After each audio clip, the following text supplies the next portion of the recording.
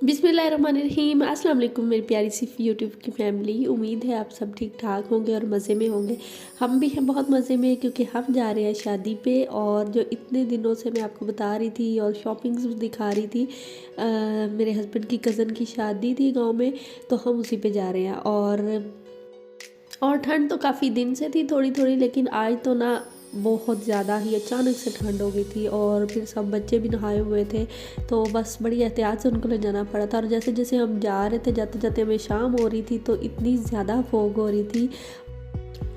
और मैं यहाँ कुछ लिखना चाह रही थी, लेकिन हानिया कुछ लिखने नहीं दे रही थी। और एट दी एंड BH यानी कि बिजी हॉलीडे थोड़ा सा लिखा ही गया मेरे से, क्योंकि हानिया मेरी गोद में थी, तो वो साथ ही अपना हैंड जो है वो लगाने लग जाती थी और हर चीज़ फ़ौरन से रिमूव हो जाती थी। तो हमने छोड़ना था समन को उसकी मम्मा के घर, क्योंकि आपको पता है कि गाँव से करीब ही है उनका सिटी।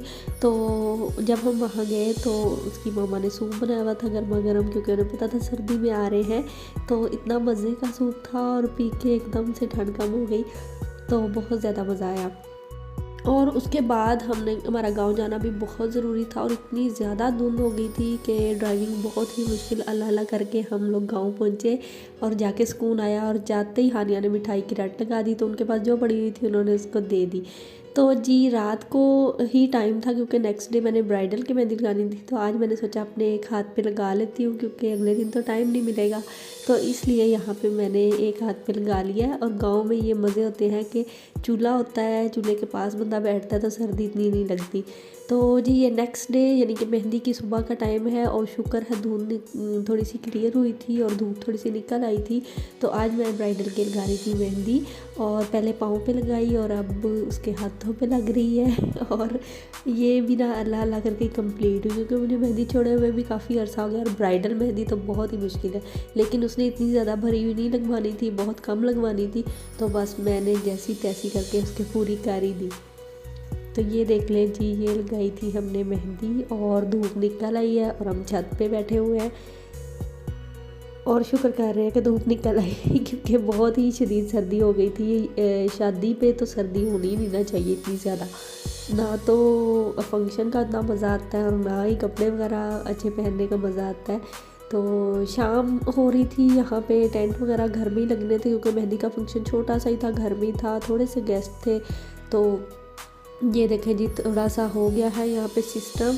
लेकिन इतनी ज़्यादा सर्दी हो गई थी फिर से कि ये सारा कुछ बाद में हमें उठा के अंदर करना पड़ा। और उनका जो बरामदा था उसमें ये सारा कुछ हमें ये करना पड़ा। तो यहाँ पे मैं उसको कर रही हूँ रेडी, दुल्हन हमारी को। और यहाँ पे मेकअप भी पड़ा है, क्योंकि मेहंदी पे उसने मेरे से ही मेकअप करवाना था, बस लाइट सा ही तो करना होता है। तो इस वजह से बस थोड़ा बहुत हमने मेकअप किया और ज्वेलरी वगैरह पहनी। और उसके बाद छोटी सी रस्म थी। यहाँ पे आंटी अंकल रस्म कर रहे हैं, बस थोड़े से ही लोग थे, तो बस जल्दी से ये कंप्लीट हो गया था फंक्शन। हुआ काफ़ी लेट था, क्योंकि बस ऐसे ही करके कामों वगैरह में ही सब लगे रहे, तो काफ़ी लेट नाइट ही फंक्शन हुआ था। और यहाँ पे सब लोग डांस कर रहे हैं, हानिया भी करने की कोशिश कर, मतलब कि कोशिश नहीं, वो तो जहाँ म्यूज़िक ऑन हो साथ इसका डांस शुरू हो जाता है। और हम कोशिश कर रहे थे कि वो करे, लेकिन अब वो ज़्यादा ही शौकी हो रही थी, नहीं कर रही थी। और उमर साहब को देखें, इसको तो कैमरे में आना बहुत ही अजीब लगता है, ये तो बिल्कुल कोई मूवी या पिक नहीं बनवाता, और खींच तान के इसको लाना पड़ता है। तो जी नेक्स्ट डे है, ये बारात का दिन है, और हम जा रहे हैं पार्लर के लिए, जो कि हमें ओकाड़ा सिटी जाना था, और उसके लिए पौना घंटा या घंटा चाहिए था।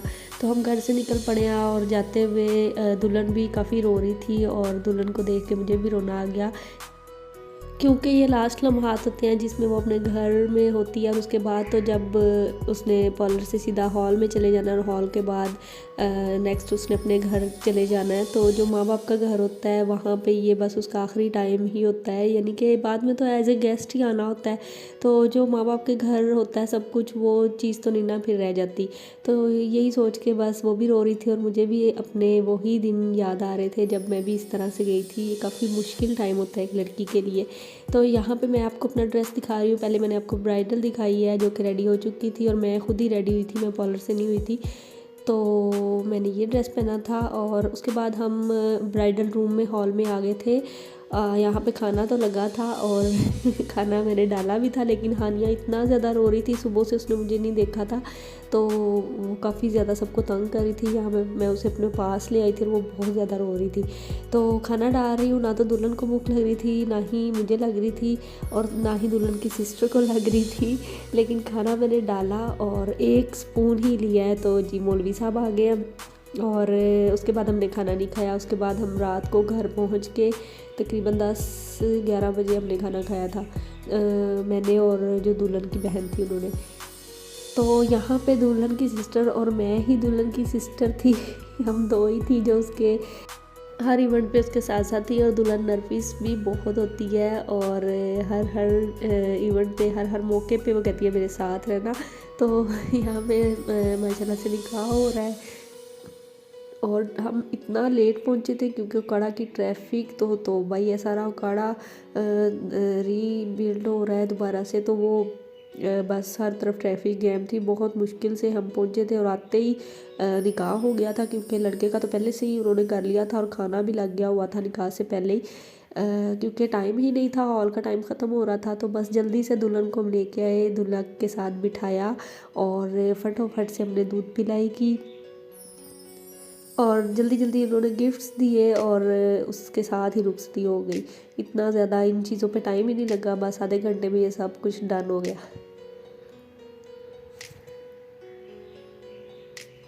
तो जी आपको हॉल भी दिखा देती हूँ मार्की।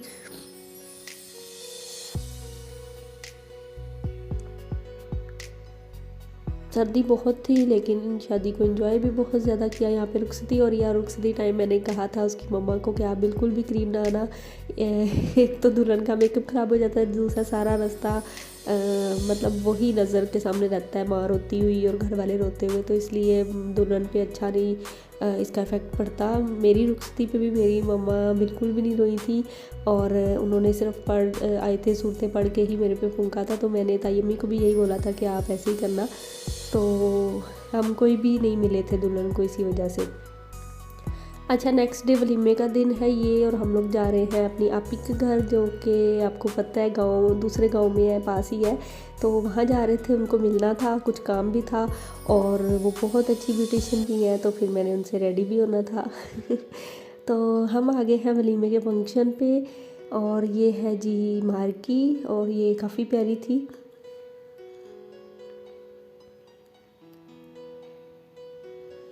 यहाँ भी हम लेट हो गए थे, हमारे यहाँ तो खाना लग चुका था, सब लोग खाना खा रहे थे और हमने तो दुल्हन के साथ जाके स्टेज पे ही खाना खाया था जहाँ पे दुल्हन बैठी हुई थी। तो वो बोल रही थी कि बहुत लेट आए हो आप लोग। तो समन को हमने उसकी मम्मा के घर इसलिए ड्रॉप किया था क्योंकि उसका बेबी छोटा सा है, तो सर्दी है, वो अपनी मम्मा के घर ज़्यादा कंफर्टेबल फील कर रही थी बजाय के गांव में। तो इवेंट्स पे वो आ जाती थी हॉल में, शेब भाई उसे ले आते थे। ये खाना है यहाँ पे और बाकी खाना इनका बहुत मज़े का था और माशाल्लाह से हानिया भी बहुत क्यूट लग रही थी और आज फिर रोए जा रही थी इसको नज़र हो जाती है, ये बहुत रोती है, मतलब गैदरिंग में रोती है या तो घबरा जाती है और उमर साहब फिर कोई लिफ्ट नहीं करा रहे। और जी ये मेरा आज का ड्रेस, आज मैंने पहना था गरारा और सबसे ज़्यादा हमने इंजॉय वलीमे पे किया, काफ़ी ज़्यादा हमने फ़ोटोशूट किया और बहुत बहुत इंजॉय किया क्योंकि यहाँ टाइम काफ़ी था। रात तक हम लोग यहीं पे रहे और अब दुल्हन आके हमारे साथ बैठ गई है यहाँ पे। ये दुल्हन का गोल्ड का सेट है जो उसके ससुराल वालों ने दिया उसे।